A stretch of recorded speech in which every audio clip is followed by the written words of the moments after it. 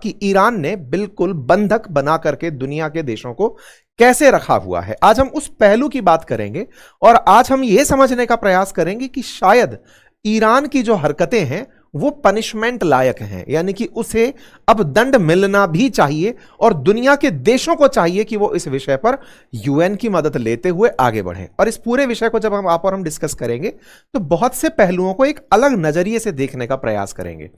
इस पूरी कहानी से पहले के जितने भी हमारे सेशंस रहे हैं उनमें हमने आपको खूब अच्छे से दोनों पक्षों को जगह दी है, लेकिन आज जो मेरा खास उद्देश्य है इस विषय को छूने का वो ये कि आप यहां से आगे के जो अपडेट्स हैं उसे उस नजरिए से देखें कि दुनिया के लिए क्या जरूरी है। चलिए तो शुरू करते हैं।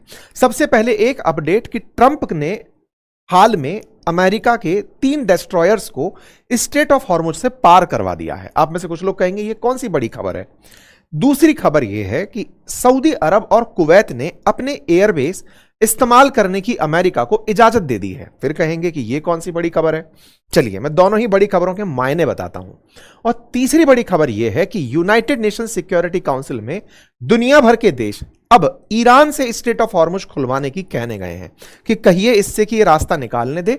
वहां रूस और चाइना अड़ंगा अड़ा रहे हैं, इसको भी समझते हैं। अब तीनों बातों को एक साथ समराइज करेंगे, आगे बढ़ेंगे। सऊदी की परमिशन देना, अमेरिका का डेस्ट्रॉयर जहाज निकाल के ले जाना किस तरह मायने रखता है उसको समझते हैं। साथियों, बीते कुछ दिनों में हमने डिप्लोमेटिक डेस्क नाम से एक इवेंट आयोजित किया। पिछले हफ्ते भी हुआ और इस हफ्ते भी हुआ। जब पिछले हफ्ते हमने डिप्लोमेटिक डेस्क रखा था तब एक जनरल, रिटायर्ड जनरल सेना के हमारे साथ थे। उन्होंने एक बात बहुत अच्छे से उस सेशन में उठाई थी और वो ये था कि जहां आप एक तरफ ये समझ रहे हैं कि अमेरिका के द्वारा ये सारी हरकतें हो रही हैं, असल में स्ट्रेट ऑफ हॉर्मुज को अमेरिकी जहाज पार ही नहीं कर पा रहे हैं। अमेरिकी डेस्ट्रॉयर और जितने भी आप लोग सुनते हैं वॉरशिप कैरियर, जो एयर मतलब जो फाइटर जेट कैरियर्स हैं, एयर वॉरशिप्स हैं, वो स्ट्रेट ऑफ हॉर्मुज को पार करके पर्शियन गल्फ में नहीं जा पा रहे और ना ही पर्शियन गल्फ से निकलकर स्ट्रेट ऑफ हॉर्मुज से ओमान की तरफ आ पा रहे। मतलब ये रास्ता इधर से इधर नहीं जा पा रहे और जो अंदर फंसा हुआ है वो यहां से यहां नहीं आ पा रहे। भले ही अमेरिका ये बोल रहा हो कि मैंने ब्लॉकेड लगा दिया है, लेकिन सही मायने में उसके ब्लॉकेड का कोई भी सेंस नहीं है, क्योंकि यहां से वो निकल ही नहीं पाते। क्यों नहीं निकल पाते? क्योंकि यहां बैठा है ईरान IRGC के साथ छोटी मधुमक्खी जैसी फ्लाइट्स, वो बोट्स लेकर के, और वो गोला फेंकता है। ये हमने पिछला हफ्ता जब डिप्लोमेटिक डेस्क का आयोजन हुआ था, जिसमें हमारे एक पूर्व राजदूत थे और एक जनरल साहब थे, उन्होंने इस बात को रेज किया था। एक पॉइंट तो हमारे सेशन में वो रेज हुआ था। एक और पॉइंट हमारे सेशन में कल जब हमने डिप्लोमेटिक डेस्क आयोजित किया तब रेज हुआ, और वो पॉइंट था कि खाड़ी देश चुप क्यों हैं। हमने इस विषय को बहुत डिटेल में चर्चा किया था। अब आप समझकर देखिए, कल मैंने यहां पर भी एक जनरल साहब थे, रिटायर्ड जनरल साहब, और एक एम्बेसडर हमने साथ बुलाए थे और एक पैनल डिस्कशन हमने इसमें किया। इसमें यह पॉइंट हम लोगों ने डिकोड किया कि खाड़ी देशों के चुप होने का कारण क्या है। साथियों, इन दोनों ही पॉइंट्स का आज जवाब भी आ चुका है। पहला, खाड़ी देशों में GCC देशों के अंदर सऊदी ने और कुवैत ने परमिशन दे दी है कि ठीक है आप हमारे एयरबेसेस यूज कर लीजिए।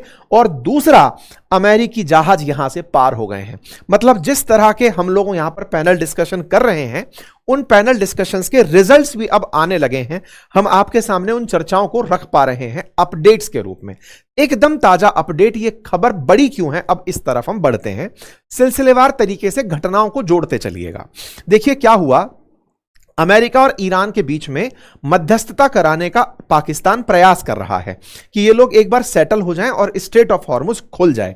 पाकिस्तान के द्वारा दोनों ही देशों को लेकर चला जा रहा है। सबका गुड बुक में चलने का प्रयास पाकिस्तान लंबे समय से कर रहा है। अमेरिका भी इंतजार कर रहा है कि चलो अब खुल जाएगा, अब खुल जाएगा, सब हो जाएगा। इस बीच में स्थिति 4 मई को ऐसी बनी कि पाकिस्तान की प्रयास को अमेरिका ने नजरअंदाज कर दिया कि तुमसे हो नहीं पा रहा। एक काम करते हैं, मैं ही यहां से जहाज निकालता हूं। अब यहां पर एक बात समझने की है।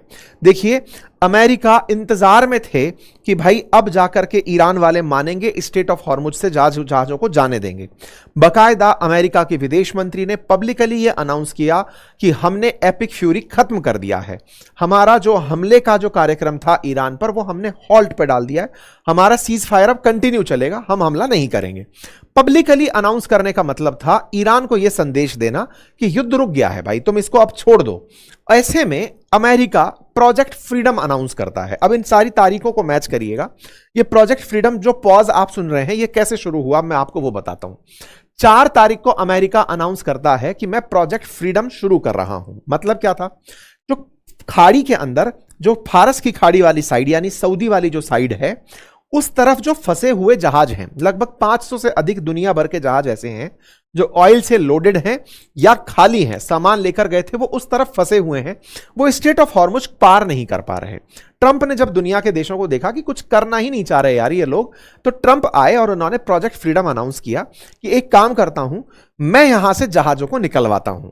तरीका यह रहेगा कि मेरा जहाज जो है ना, मेरा डेस्ट्रॉयर, डेस्ट्रॉयर क्या होता है, जैसे है ना आप टैंकर सुनते हैं जमीन पर चलते हुए कि टैंकर होता है जिसमें गोला लगा होता है और वो फेंक फेंक करके दुश्मन के उनको बंकरों को उड़ा रहा होता है, ऐसे पानी में चलने वाला टैंकर समझ लीजिए। थोड़ा बड़ा टैंकर है जो तरह तरह के खुद पर आने वाले हमले भी न्यूट्रलाइज कर देगा, रडार भी लगी है, छोटी गन लगी है, बड़ी गन लगी है, मतलब अपने आप में चलता फिरता एक जंगी जहाज। लेकिन इस पर कोई भी फ्लाइट आकर के नहीं रुकती, मतलब वॉरशिप आकर के डॉक नहीं होता। इसका काम है युद्ध करना, मतलब पूरी तरह से युद्ध करने का ही एक समझिए टैंकर टाइप का बड़ा जहाज है। ठीक है साहब, तो अमेरिका ने कहा कि मैं अपने डेस्ट्रॉयर्स को, विध्वंसक जहाजों को इस खाड़ी के अंदर से स्ट्रेट ऑफ हॉर्मुज पार करते हुए लेकर चलूंगा, आप लोग अपने जहाज मेरे पीछे पीछे चला लेना। यह बात इन्होंने अनाउंस करी प्रोजेक्ट फ्रीडम के नाम पर। इधर की तरफ क्या चल रहा था, नेगोशिएशन राउंड चल रहा था। पिछले 44 घंटे से चर्चाएं चल रही थी, ट्रंप से रहा नहीं गया। ट्रंप की हमेशा हरकत रही है कि जब जब नेगोशिएशन चलते हैं, ट्रंप उस समय पर कुछ ऐसा करते हैं ताकि दूसरे देश पर प्रेशर क्रिएट हो। किस बात का प्रेशर क्रिएट हो कि या तो मान जाओ नहीं तो मैं करके दिखा दूंगा यहां से। कुछ वैसी हरकत इनके द्वारा की गई कि मैं यहां से जहाज निकाल के दिखाता हूं। इन्होंने औरों को कहा कि चलो भाई हमारे साथ चलो, सब देश डर गए। सब में डरने वाले कौन से थे, सऊदी अरब जैसे देश। इन्होंने कहा सर बातचीत चल रही है, पाकिस्तान ने कहा है कि वो बातचीत कर रहा है, आप अपने जहाज मत निकालने की जिद करो। ट्रंप ने कहा मैं तो करूंगा। इस बात पर सऊदी अरब और कुवैत ने अपनी तरफ से हाथ खड़े करते हुए कहा अगर करोगे तो हम अपना एयर स्पेस और अपना एयरबेस आपको यूज नहीं करने देंगे। ट्रंप ने कहा ओके, लो भाई मैं प्रोजेक्ट फ्रीडम हॉल्ट पे डालता हूं, पॉज करता हूं। ये जो पॉज करने की खबर है ना, ये मात्र 36 घंटे में आ गई। 4 मई को अनाउंस हुई, 6 मई की सुबह सुबह तो ये खबर बाहर आ गई कि ट्रंप ने प्रोजेक्ट फ्रीडम रोक दिया है। इसको अमेरिका की कमजोरी माना गया, इसको अमेरिका की हार माना गया। ईरानियंस ने इसको सेलिब्रेट किया कि देखा ईरान के डर के मारे सब हट गए। वास्तविकता यह थी कि पाकिस्तान ने इनसे कहा कि आप सर रुकिए, मैं बातचीत के दौर में हूं, बातचीत फाइनल होते ही स्ट्रेट ऑफ हॉर्मुज खुल जाएगा, आप युद्ध करने मत निकलिए। कोई बात नहीं साहब, ट्रंप का एब्रप्ट यू टर्न होता है, 36 घंटे के अंदर हेडलाइन बनती है। लेकिन ट्रंप तो ट्रंप है, उनने एक बार जो तय कर लिया कि मेरे को तो जहाज निकालना है, तुम अपना जहाज भेजो या मत भेजो। इस बीच में प्रोजेक्ट फ्रीडम के तहत जो जहाज 7 जाने थे उस पर अमेरिका ने कोई दिमाग नहीं लगाया, बोले ठीक है मत भेजो। इन्होंने ये कहा कि मैं अपने जहाज तो यहां से अभी भी भेजूंगा। मतलब समझना, मेरा डेस्ट्रॉयर तो निकलेगा लेकिन तुम्हारे जो जहाज अंदर फंसे हुए हैं, पर्शियन खाड़ी की तरफ जो जहाज फंसे हुए हैं, उनको मैं यहां से निकालने की गारंटी नहीं देता। फंसे रहो, तुम लोग फंसना चाहते हो तो मैं अपने जहाज निकालूंगा और निकाल के दिखाऊंगा। ये उनको सबक होगा ईरान वालों को कि जो तुम यहां पर ये जो स्ट्रेटेजिक लोकेशन लेकर बैठे हो, असल में क्या है ना, आपको जो ये रास्ता एकदम पार साफ सुथरा दिखाई देता है, इसमें बहुत सारी लोकेशंस ऐसी हैं, जैसे ये कसम करके जो जगह है, जैसे ये लरक करके जगह है, ये हॉर्मुज करके जगह है, ये बंदर अब्बास करके जगह है। ये वो बहुत छोटे छोटे से आइलैंड्स हैं जिन आइलैंड्स के अंदर आइलैंड्स पर पहाड़ियां हैं, पहाड़ियों के नीचे इन्होंने टनल्स बना रखी हैं, वहां अपने जहाज छोटे छोटे छुपाकर रखते हैं, मिसाइलें लगा रखी हैं, और जब पानी से यहां से होते हुए जहाज यूं निकलकर जाते हैं, उन पर यहां से अज्ञात जगहों से हमले होते हैं।